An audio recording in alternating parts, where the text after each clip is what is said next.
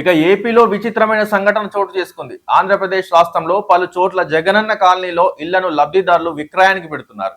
పేదలకు ఇచ్చిన స్థలాలు, ఇల్లు 10 ఏళ్ల వరకు అమ్మకూడదనే నిబంధన ఉండడంతో అనధికారికంగా ఈ ప్రక్రియను కొనసాగిస్తున్నారు. అయితే గుంటూరు జిల్లా తెనాలిలో ఓ లబ్ధిదారుడు ఏకంగా OLX లోనే బేరం పెట్టాడు. అప్పు చేసి 9 లక్షలు పెట్టి ఇంటిని పూర్తి చేసుకున్న ఇంటిని అమ్మకానికి పెట్టినట్లు పేర్కొన్నాడు లబ్ధిదారుడు.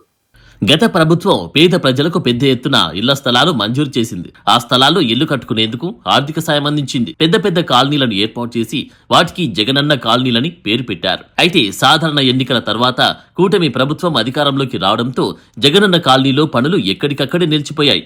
ఈ కాలనీలో మౌలిక సదుపాయాలు ఏర్పాటు చేయాలంటే చాలా పెద్ద ఎత్తున నిధులు అవసరం కావడంతో ప్రభుత్వం ఆచితూచి అడుగులు వేస్తుంది.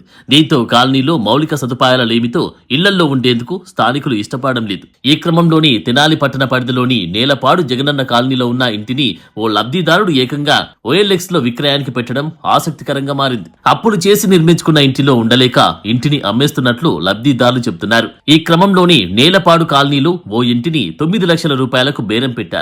అయితే ఏకంగా OLX లో విక్రయానికి పెట్టడంతో తెనాలి పట్టణంలో పెద్ద ఎత్తున చర్చ నడుస్తుంది. గతంలోనే చాలా మంది తమకు వచ్చిన ఇంటి స్థలాలు విక్రయించుకున్నారు. ప్రస్తుత పరిస్థితుల్లో తక్కువ ధరకు ఇల్లు, ఇంటి స్థలాలు వస్తూ ఉండడంతో కొంతమంది కొనుగోలు చేసేందుకు మక్కువ చూపుతున్నారు. ఇల్లైతే 9 లక్షల రూపాయల నుండి 12 లక్షల రూపాయల వరకు విక్రయిస్తూ ఉండగా ఇంటి స్థలాన్ని 3 లక్షల నుంచి 6 లక్షల రూపాయలకు విక్రయిస్తున్నారు. గత ప్రభుత్వం పట్టణ ప్రాంతంలో సెంట్, గ్రామీణ ప్రాంతాల్లో సెంటున్నర స్థలాన్ని పేదలకిచ్చింది. గుంటూరు జిల్లాలో OLX లో జగనన్న కాలనీ ఇల్లు ప్రత్యక్షం కావడంపై సర్వత్రా చర్చనీయాంశమైంది.